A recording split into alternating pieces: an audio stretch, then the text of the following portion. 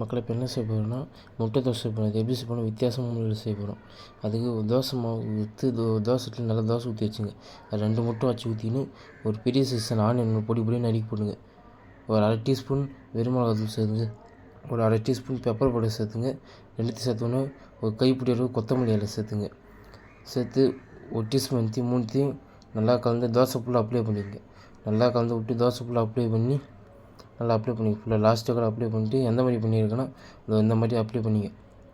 பண்ணோடனே ஒரு எண்ணெய் ஊற்றி ஆயில் ஊற்றி ஒரு 5 நிமிஷம் நல்லா வேவைங்க. கேஸ் வந்து ஸ்டவ்வில் வச்சு வேவைங்க.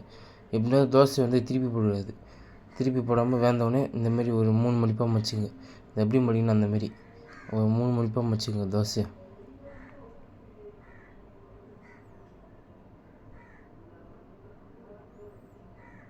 அந்த எப்படி நான் இந்த மாதிரி மடித்து இந்தமாரி ஒரு 3 மடிப்பு மடித்து நல்லா பீஸு தோசை தட்டில் வச்சு பீஸ் போட்டு உங்களுக்கு தேவையான அளவுக்கு பீஸ் போட்டுங்க.